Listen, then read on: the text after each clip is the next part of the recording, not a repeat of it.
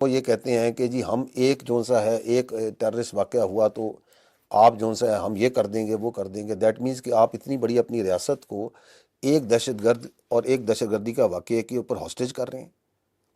آپ اپنی پوری انٹرنل سیکیورٹی کی جو میکنزم ہے اس کو آپ کھلی چھوٹ دے رہے ہیں کہ ہمیں کوئی پرواہ نہیں. میں دوستوں انتظار لمبا نہیں کر سکتا.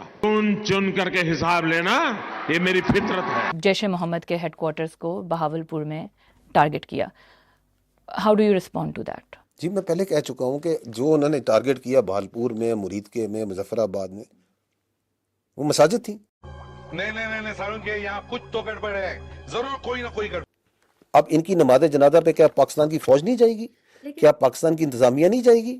لیکن جب بات آ جاتی ہے جیش محمد کی یا اس گروپ کی جو کہ انٹرنیشنلی بھی ڈیزگنیٹڈ ہے ایز اے ٹیررسٹ آرگنائزیشن، ایسے فیملی ممبرس کی بھی اگر آپ فیونرل میں جاتے ہیں، ملٹری آفیشلز جاتے ہیں، don't you think it's a bad optics? آپ مجھے یہ بتائیں کہ کیا میں کسی جگہ پہ بم مار کے ہم کہہ دیں یہ جیش محمد والے یہ دہشت گرد ہیں؟ یہی تو ہم عرض کر رہے تھے پہلگام کے بعد سے کہ آپ وہ لنکیج تو پرووائڈ کریں کہ اس کے پیچھے جیش محمد ہے. آپ وہ ثبوت تو لے کے آئیں. سدھانت ہے ہم گھر میں گھس کے ماریں گے. آج ہے نا we don't depend on our intelligence on what the Indians tell us or not. آپ کو ہم اسی کمرے میں میڈیا کو یہ دکھا چکے ہیں کہ جب ان کا وہ جو اسمال ریڈار کراس سیکشن کا ڈرون آتا ہے نا، جو انہوں نے سمجھے تھے کہ یہ پاکستان کا ایئر ڈیفنس نہیں پہ کر سکے گا، وہ جب اڑتا ہے تو ہمیں پتہ چل جاتا ہے کہ کہاں آ رہا ہے. باقی جہاں تک یہ نماز جنازہ چاہے بہاولپور میں ہوئی ہے، چاہے مرید کے ہوئی ہے، چاہے مظفر آباد میں ہوئی ہے، چاہے بعد میں ہوئی ہے، چاہے ابھی جو بچے مارے گئے، یہ ہمارے قوم کے بچے تھے. 22 عورتیں اور بچے ماری گئی ہیں. یہ میں آپ کو ان کی تصاویر دکھا سکتا ہوں. I have all the pictures of this people who have died. یہ آپ ان کے دیز آر دی پیپل، یہ ہیں وہ بچے. Look at their faces. ابھی مزہ آئے گا نا بھیڑو. $7 ارب کے نئے IMF قرض پروگرام ایکسٹینڈڈ فنڈ فیسلٹی کے تحت IMF نے پاکستان پر کچھ نئی شرائط لگائی ہیں اور ساتھ ہی پرانی شرائط پر سختی سے عمل کرنے کی ہدایت بھی دی ہے. ماہرین کے مطابق یہ نئی شرائط ایک عام پاکستانی کی زندگی کو ڈائریکٹلی امپیکٹ کر سکتی ہیں. ایسی ہی کچھ اہم شرائط کے بارے میں بات کرتے ہیں. بجلی اور گیس مزید مہنگی ہو سکتی ہے. IMF نے حکومت کو کہا ہے کہ بجلی اور گیس کے نرخ ہر سال لاگت کے مطابق بڑھائے جائیں. تجزیہ کار مہتاب حیدر کہتے ہیں کہ یہ اقدام اس لیے لیا جا رہا ہے تاکہ سرکولر ڈیٹ یا گردشی قرضہ جو کئی 100 ارب روپے تک پہنچ چکا ہے قابو میں آئے. لیکن اس کا مطلب یہ ہے کہ عام صارف کو مزید مہنگے بل بھرنے پڑ سکتے ہیں. زرعی آمدن پر ٹیکس. زرعی ٹیکس کی وصولی کی IMF کی اس شرط سے متعلق پاکستان کی 4 صوبائی اسمبلیاں پہلے ہی قانون سازی کر چکی ہیں. لیکن اب IMF چاہتا ہے کہ زرعی ٹیکس کی وصولی کے لیے اس مالی سال کے آخر تک پاکستان طریقہ کار واضح کر لے.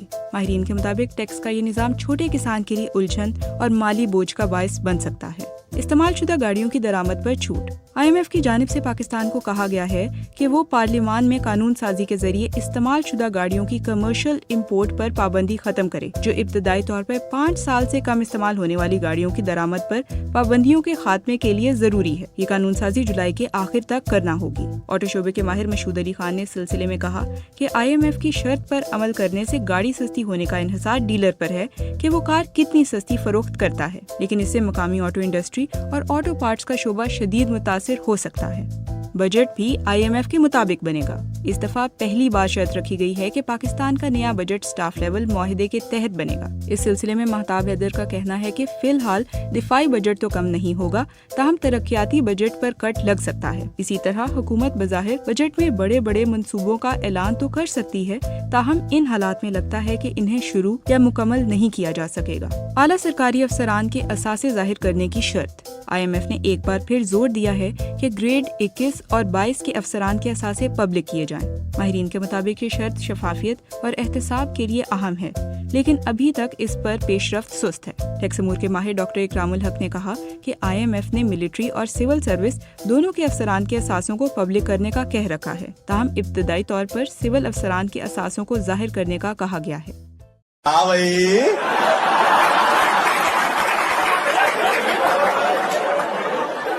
کیسی لگی آگے سواد؟ پاک بھارت کشیدگی کے بعد ہونے والے سیز فائر کے تناظر میں جس خدشے کا اظہار کیا جا رہا تھا اسی خدشے کی جھلک اب واضح طور پر دکھائی دینے لگی ہے، اور روایتی جنگ کے بعد اب پاکستان کو بھارت کی پراکسی وار جھیلنا پڑ رہی ہے۔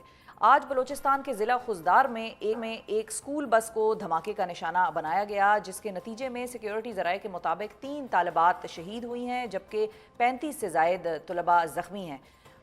شہید ہونے والی طالبات میں 6ٹھی جماعت کی ثانیہ سمرو، 7ویں جماعت کی حفصہ کوثر اور 10ویں جماعت کی عیشا سلیم شامل ہیں۔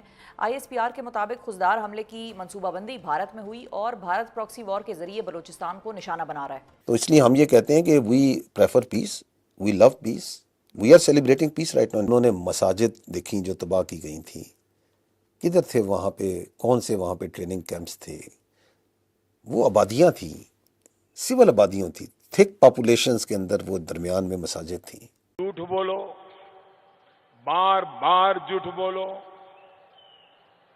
جو بھی بول سکتے ہیں سب جھوٹ بولو، جہاں بھی بول سکتے ہیں جھوٹ بولو، جتنی بار بول سکتے ہیں جھوٹ بولو۔